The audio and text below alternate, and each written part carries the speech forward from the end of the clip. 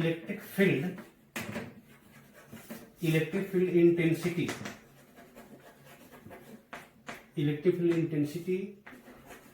at a point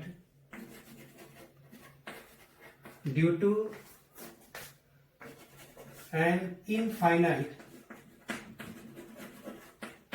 electric field intensity at a point due to an infinite line charge. So this is the topic. कोई linear conductor है, एक infinite line charge है, पूरा जो है completely charge है, और इसका लीनियर चार्ज डेंसिटी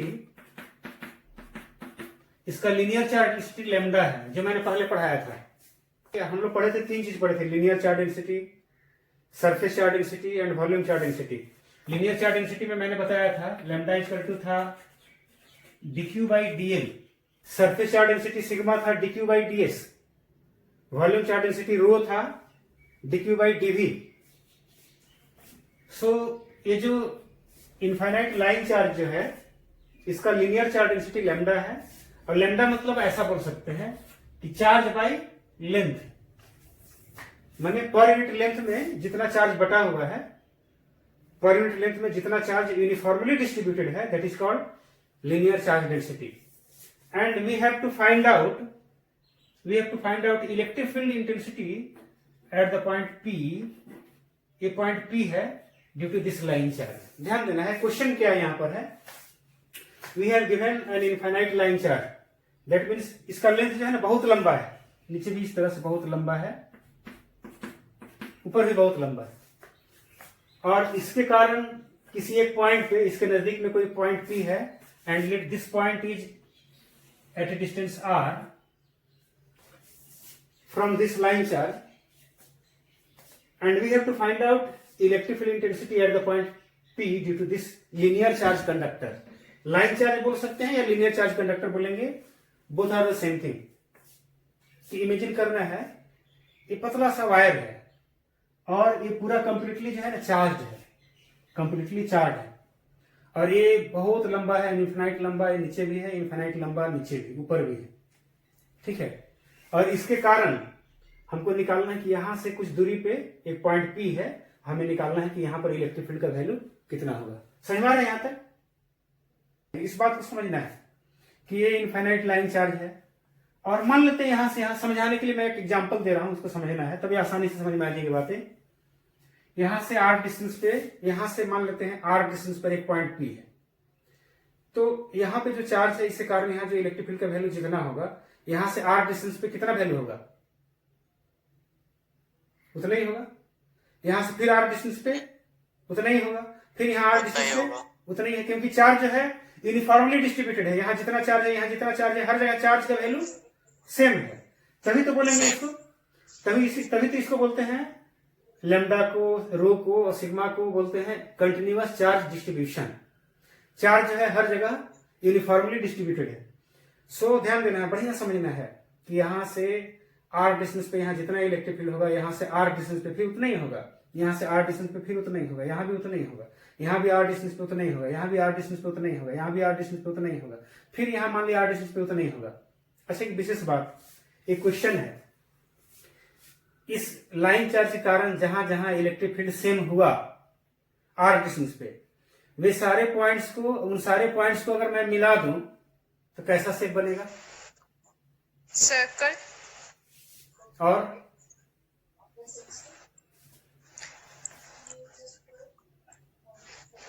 उस लाइन चार्ज के अराउंड एकदम राउंड शेप बनेगा। तो क्या बनेगा? डिस्क टाइप का सर, रिंग टाइप का।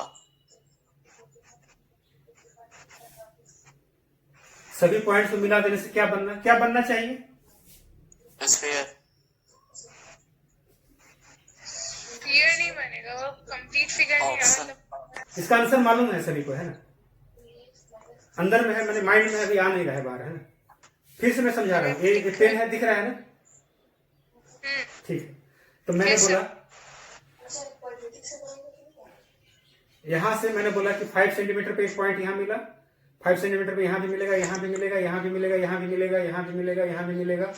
5 सेंटीमीटर पे बहुत सारे पॉइंट्स मिलेंगे, यहां यहां यहां यहां, और सभी पॉइंट्स को मिला देंगे, सबको एकदम यहां से लेके यहां तक सबको मिला देंगे। कैसा शेप बनेगा? सिलेंड्रिकल। हाँ वेरी, सर। हाँ बोले ना कि मालूम है सभी को। तो सिलिंड्रिकल बनेगा। एक सिलेंडर में बना रहा हूं यहाँ पर। हाँ इधर दोनों तरफ आर, और इस सिलेंडर को मैं क्लोज कर दे रहा हूं, ध्यान देना है थोड़ा बढ़िया से। क्लोज इसलिए कर रहा हूं, जैसे सिलेंडर बन गया, क्लोज इसलिए कर रहा हूं ताकि गॉस थ्योरम लगा सकूं। सो यहां ऐसे कर रहा हूं मैं इसको, ऐसे, यहां से ऐसे,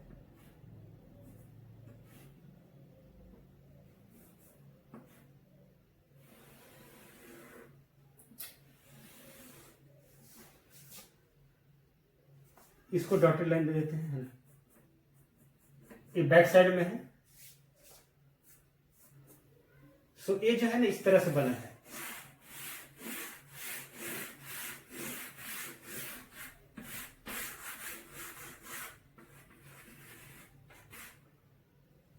और ऊपर से भी इसको मैं क्लोज कर दे रहा हूं, ध्यान देना। ये चार्ज तो है, जैसा है वैसा है ही। ऊपर से भी मैं इसको क्लोज कर दे रहा हूं, ऊपर से।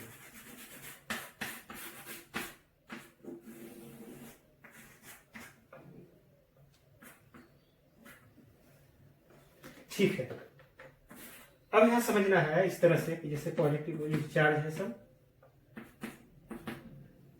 अब यहां पर इलेक्ट्रिक फील्ड जो निकलेगा वो किधर होगा? बाहर की ओर होगा। ई वेक्टर ई बाहर की ओर। यहां भी निकालेंगे तो बाहर की ओर होगा, यहां भी निकालेंगे तो बाहर की ओर होगा, यहां भी बाहर की ओर होगा इलेक्ट्रिक फील्ड। इधर अगर निकालें तो भी होगा बाहर की ओर, इधर भी अगर निकालें it will be normally outward, here it is also normally outward, है ना? ध्यान देना है। तो मैंने ये जो फिगर बनाया है, एक्चुअली क्या मैंने बनाया है थोड़ा एक बार समझना है। देखो मेन से सब बढ़िया समझने से ना याद हो जाएगा अच्छा से। तो यहां मैंने समझाया है, जैसे ये मान लेते हैं इनफाइनाइट लाइन चार्ज है, तो यहां से एक सिलेंडर चारों तरफ बन गया।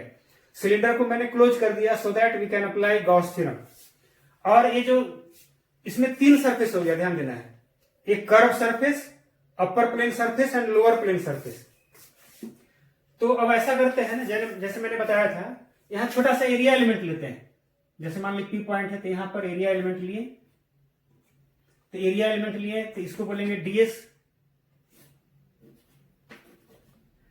3 सरफेस है ना, 3 एरिया एलिमेंट मैं ले रहा हूं यहां पर।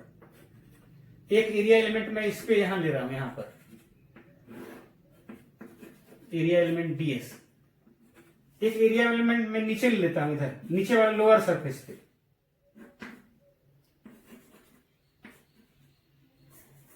ये area element DS, area vector DS हो गया। एरिया एलिमेंट यहां पर है तो एरिया वेक्टर डीएस हो गया। सर लास्ट में 3-4 लाइन क्या खींचे वो फिर से बताइए। हाँ लास्ट में मैंने बताया, ध्यान देना है। जैसे इनफाइनाइट लाइन चार्ज है ना, तो इस लाइन चार्ज के कारण आर डिस्टेंस पे जो पॉइंट है, तो आर डिस्टेंस पे यहां जितना इलेक्ट्रिक फील्ड निकलेगा, आर डिस्टेंस पे दूसरे साइड भी उतना ही निकलेगा, फ्रंट में भी उतना ही निकलेगा, बैक में भी उतना ही निकलेगा, उतना ही डिस्टेंस पे। तो सारे डिस्टेंस पे हर जगह सेम इलेक्ट्रिक फील्ड निकलेगा, तो इसलिए एक सिलेंडर बन गया। सिलेंडर को मैं क्लोज कर दे रहा हूं सो दैट कि हम गॉस थ्योरम लगा सके। क्लोज इंटीग्रेशन करेंगे यहां पर, तो एक क्लोज सिलेंडर हो गया ना, इस तरह से सिलेंडर हो जाएगा बंद। ये राउंड है इस तरह से, और ऊपर से क्लोज कर दिए। और 3 सरफेस एरिया हो गया, एक कर्व सरफेस एरिया हो गया, एक upper plane surface, lower plane surface. तीनों सरफेस पे छोटा छोटा एरिया एलिमेंट लेके, डीएस एरिया एलिमेंट लेके एरिया वेक्टर खींच दिए हैं ताकि इलेक्ट्रिक फ्लक्स निकाल सके। ठीक है? Yes sir. और बाकी समझ में आया? Yes sir. Yes sir. Very good. तो अभी तक हमने बताया एक किस लिए ऐसा मैंने किया, ताकि हम टोटल इलेक्ट्रिक फ्लक्स निकाल सकूं। अब यहां लिखेंगे यहां पर कि since total electric flux, total electric flux, total electric flux through the close cylinder, total electric flux through the close cylinder equal to, तो ध्यान देना है कैसे निकालेंगे, कैसे निकालेंगे क्या यहाँ पर वेक्टर ई, ऊपर वाला का ध्यान देना है, पहले ऊपर वाला निकालते हैं तो हो जाएगा। ऊपर वाला कैसे लिखेंगे, E D S cos 90 degree plus E D S cos 0 degree, ये हो गया अपर प्लेन सरफेस के लिए, क्योंकि ई का डायरेक्शन आउटवर्ड है और एरिया वेक्टर अपर प्लेन सरफेस में ऊपर की ओर है, तो दोनों के बीच का एंगल 90 डिग्री। ये हो गया कर्व सरफेस के लिए। And the third one will be EDS, यहां भी होगा cos 90 degree for the lower plane surface. Lower plane surface and upper plane surface में 90 डिग्री का एंगल होगा यहाँ, किसके बीच का, तो इलेक्ट्रिक फील्ड और area vector, electric field area vector, यहाँ electric field area vector same direction में हो जा रहा है। कर्व सरफेस पे जहां इलेक्ट्रिक फील्ड निकालेंगे, जिस पॉइंट पे इलेक्ट्रिक फील्ड निकालेंगे उसी पॉइंट पे अगर एरिया वेक्टर लेंगे, एरिया एलिमेंट लेकर के एरिया वेक्टर खींचेंगे, तो एंगल कितना होगा दोनों के बीच का, 0 डिग्री होगा। 0। और यहाँ 90 डिग्री, यहाँ 90 डिग्री, ये समझ में आई बात। Yes sir. तो क्या होगा, ई हर जगह कांस्टेंट है, ई बाहर निकाल देते हैं, ई डीएस 0 प्लस यहाँ हो जाएगा ई इंटीग्रेशन डीएस इंटू 1 और प्लस यहाँ के लिए हो जाएगा ई डीएस इंटू 0। ये समझ में आई बात यहाँ तक। Yes sir.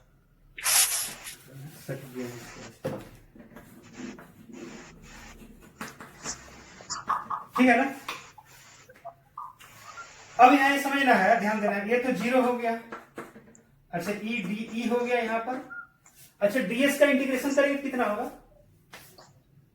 ये किसके लिए, कर्व सरफेस एरिया के लिए, ये जो है ना जो बच गया है किसका, तो ये जो सिलेंडर, अगर मान लेते हैं 1 मिनट और यहां से मान लेते हैं, इसका जो सिलेंडर है इसका लेंथ मान लिया एल है, L is the length of the cylinder, तो इसका कर्व सरफेस एरिया कितना होगा, 2 पाई आर एल। हाँ वेरी गुड, 2 पाई आर एल और प्लस ए फिर हो जाएगा यहाँ 0।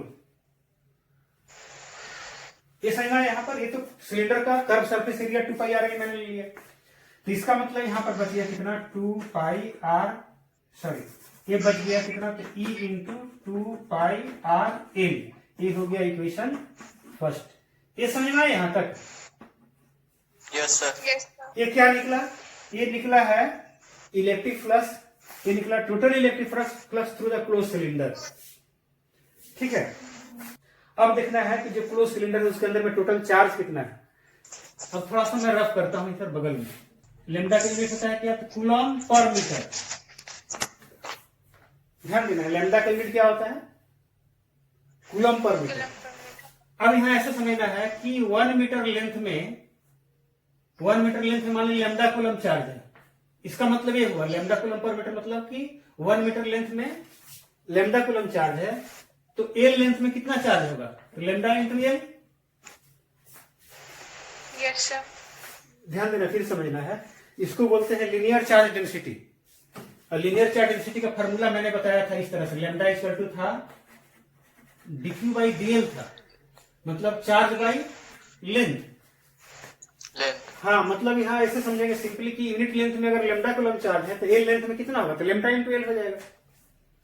तो इसका मतलब, हाँ इसका मतलब क्या हुआ, यहाँ ध्यान देना है कि लेमडा इंटू एल चार्ज है पूरा इंक्लोज है यहाँ से यहाँ तक, ये जो सिलेंडर इसके चारों तरफ जो बना है ना सिलेंडर, जो क्लोज सिलेंडर है उसके अंदर में टोटल चार्ज इतना ही है। कहीं अगर ऐसा लिखा रहे 5 कूलम पर मीटर, ध्यान देना, कहीं अगर लिखा हुआ है 5 कूलम पर मीटर, इसका मतलब क्या हुआ कि हर एक मीटर में 5 कूलम चार्ज। हाँ तो उसी तरह से तोड़ तोड़ के यहाँ समझना है, लेमडा कूलम पर मीटर मतलब हर एक मीटर लेंथ में, 1 मीटर लेंथ में लेमडा कूलम चार्ज है। तो वही मैंने तोड़ के यहाँ पर बताया कि अगर 1 मीटर लेंथ में लेमडा कूलम चार्ज है तो एल लेंथ में कितना होगा, तो लेमडा इंटू एल। इसका मतलब क्या हुआ कि ये जो क्लोज, हाँ क्लोज सिलेंडर है उसके अंदर में टोटल चार्ज कितना है, लेमडा। इसको ऐसा लिख सकते हैं क्या कि now total charge enclosed within the cylinder. Total charge enclosed within the cylinder.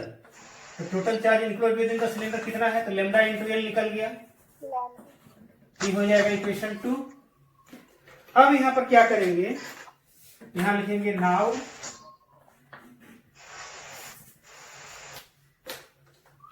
अब यहां क्या करेंगे, now applying Gauss theorem,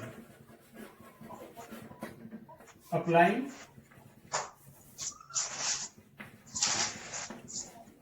Gauss theorem. Gauss theorem यहां अप्लाई करेंगे। तो गॉस थ्योरम क्या था, ध्यान देना है। गॉस थ्योरम था कि द टोटल इलेक्ट्रिक फ्लक्स, अभी जो निकाले थे, द टोटल इलेक्ट्रिक फ्लक्स यानी ई if the total electric flux is equal to 1 by epsilon naught into q। हाँ, 1 by epsilon naught into q, मतलब total charge enclose with in the surface. यहाँ cylinder है, तो सिलेंडर के अंदर में total charge कितना है, लेमडा इंटू एल। तो यहाँ हो जाएगा sorry 1 by epsilon naught times lambda into L. कटेगा इसमें